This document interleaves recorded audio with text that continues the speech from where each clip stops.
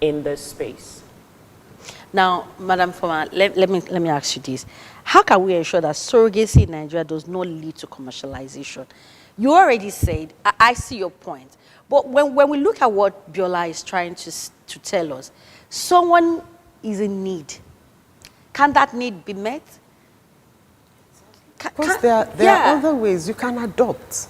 Okay. Because, take for instance, if you go through, in all this discussion, nobody has talked about the products. I'm sorry to use that word, but that's the word that's been flying around. When you're talking about the child now. The child who's born as a result of surrogacy.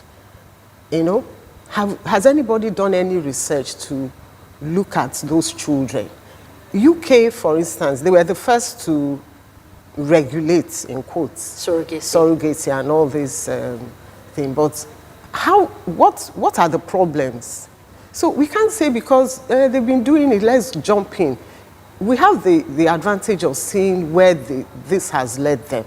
The children who are born out of surrogacy, there's a lot of mental illness associated with them.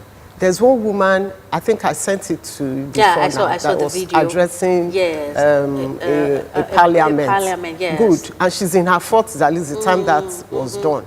Look at that.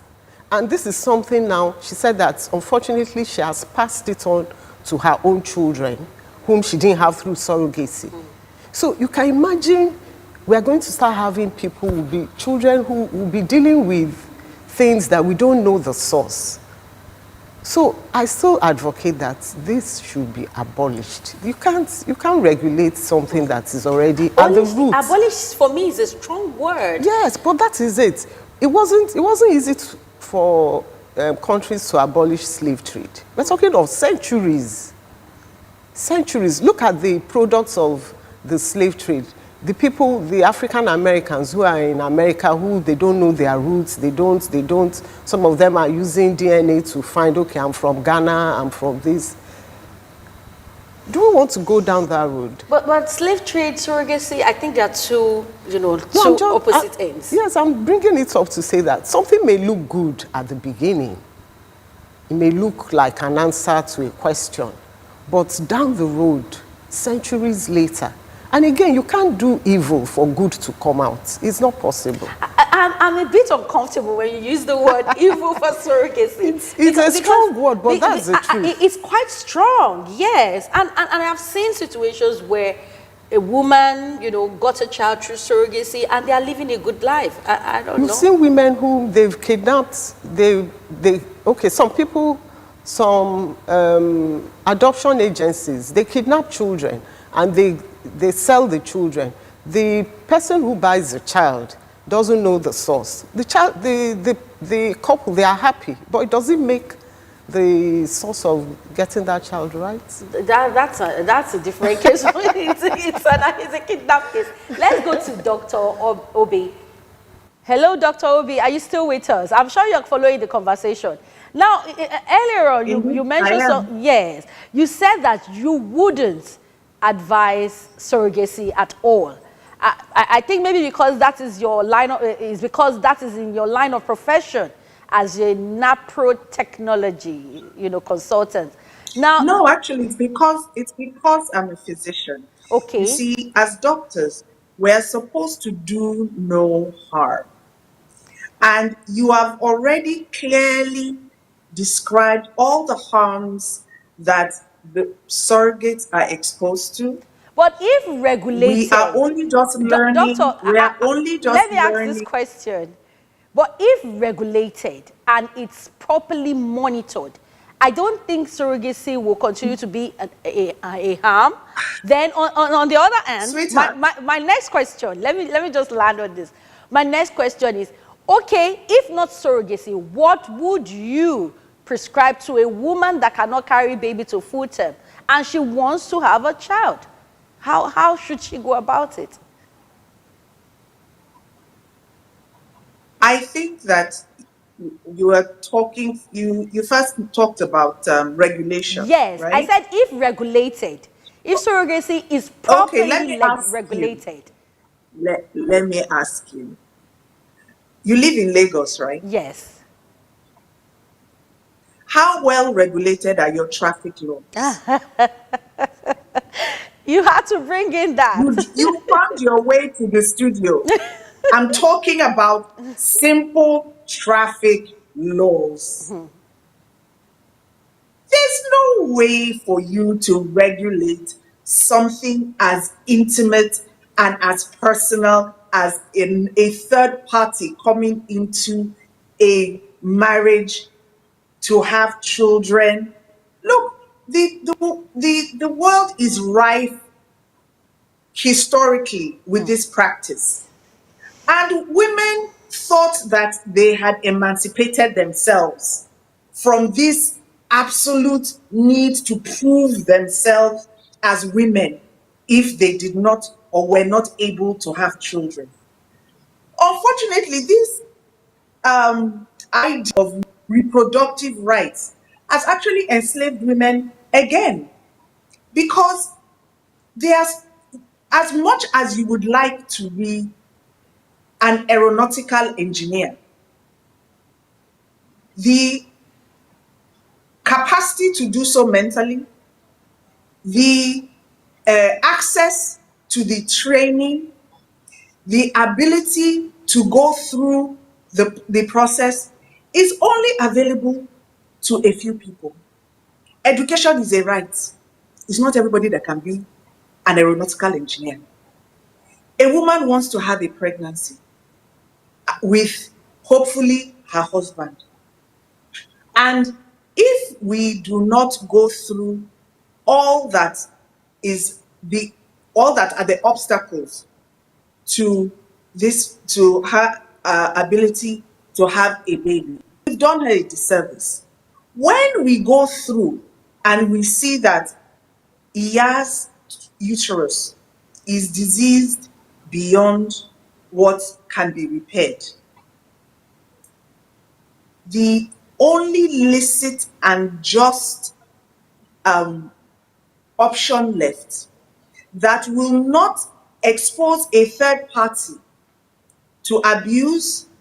And also, let me let you know, ART is not without its own complications to the next generation. It has been proven that men who have sperm defects pass those defects on to their children, to their male sons, when they are fertilized using ICSI. That has taken several generations for us to learn.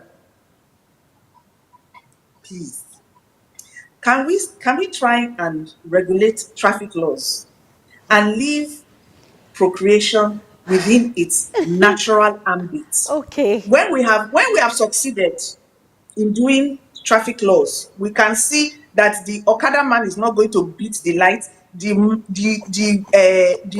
downfall driver is not going to beat the light. Then we can start talking. All the professional policemen and LASMA that are manning the traffic light, all the professionals, they have not been able to stop this. So please, when we are able to, I have another perhaps we can question now for you. regulate this issue. Yes, Okay, I'm listening. yes. I like the fact that you had to use the traffic regulation as an example, that if it's properly regulated, maybe we could consider, all of that. But then, ART, surrogacy, I think it is a way, I feel that it's technology. You are a doctor, and technology has advanced in such a way that it has brought solution. Because some are of the school of thought that whether we like it or not, we are in this technology age where technology can give you what you desire. You talked about when an arm is diseased. Somebody can go for a robotic arm and the person is fixed. So why can't someone Wonderful, but there's no do threat. ART? Yes, but you did not take somebody's arm to do it now.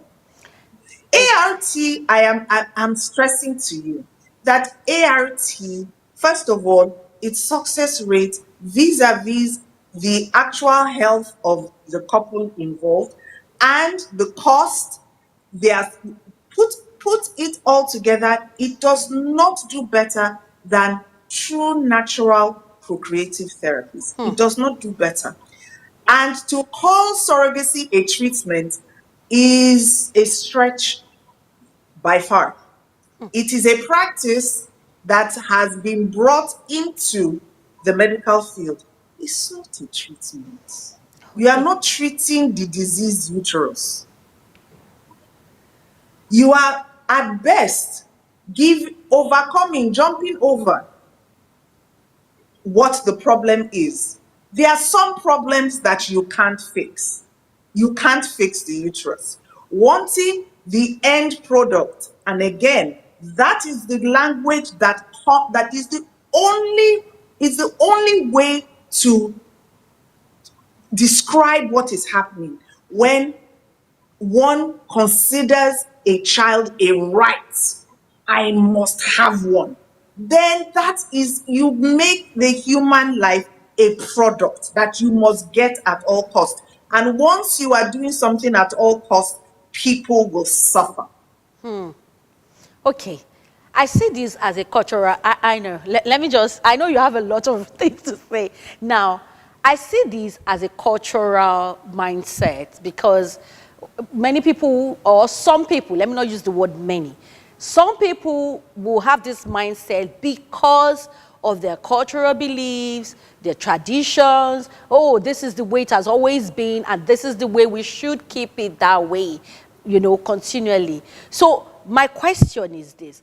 With this background for some people, do you think, you know, ART, surrogacy would eventually be accepted? And even if it's going to be accepted, how can it be accepted in such a way that it doesn't, how will I put it now, counter their beliefs, their ideology culturally? Thank you very much for that question, but I would like to respond to some of her comments before I answer that question. So the doctor is talking about a diseased uterus, okay? So at least we acknowledge that there's a disease there. Yeah. Okay, so a form of treatment for that disease, I still insist, is surrogacy. By the way, diseased uterus is not the only reason you can seek surrogacy treatment. Some people they have some medical problems that will never let them get pregnant, otherwise they will die. Okay? An example is lupus.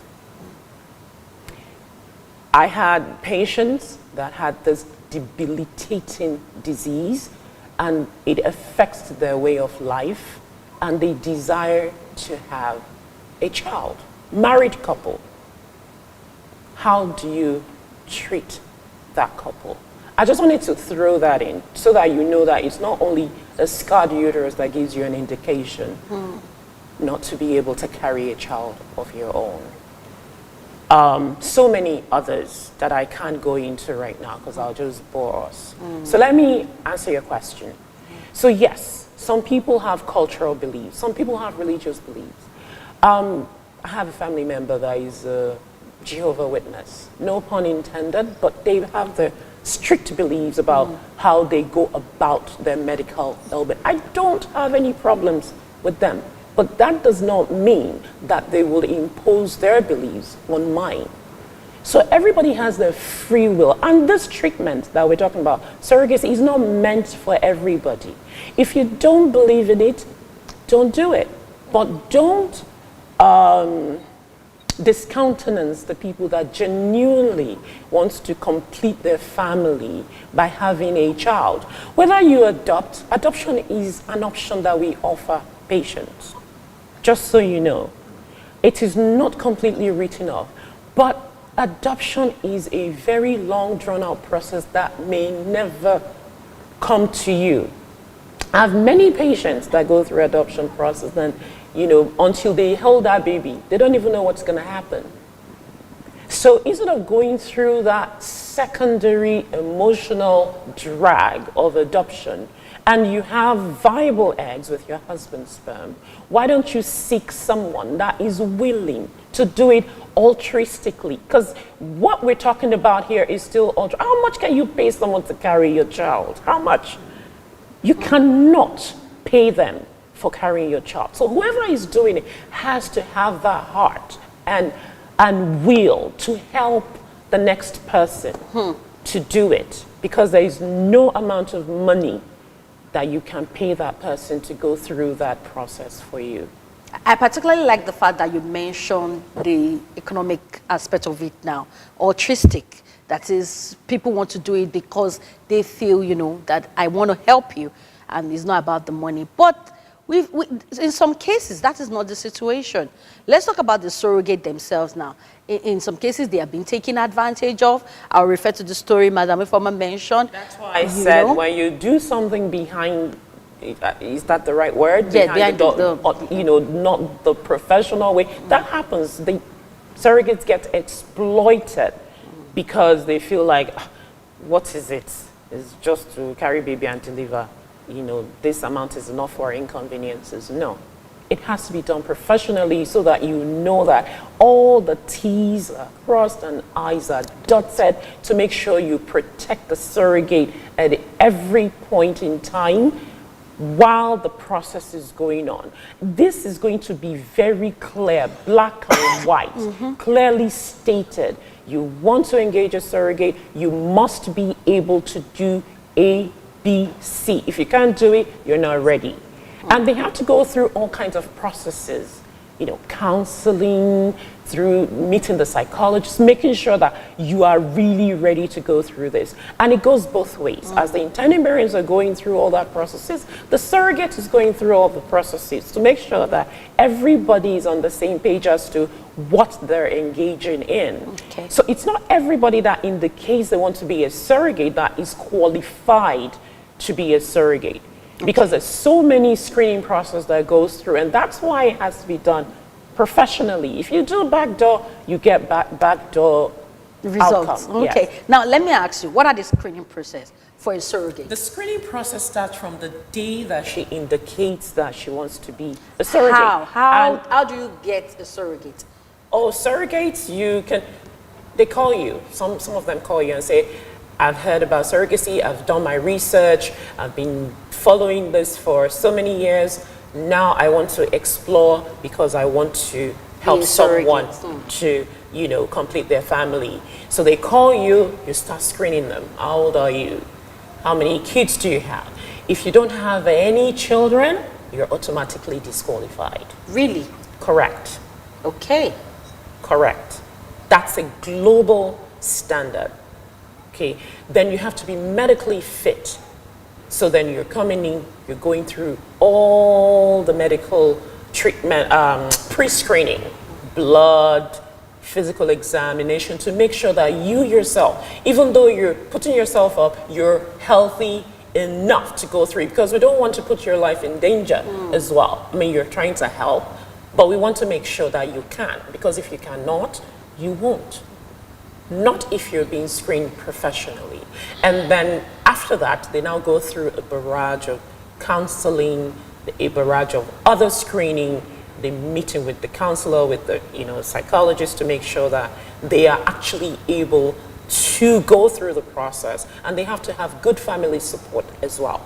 I mean, if you have a child or children and you have to go to the hospital, who is going to be at home to take care of your children? All these things are considered when you're screening and qualifying a surrogate. So this is a long process. This is not just get them off the street and use them. This is a very long screening process that they go through.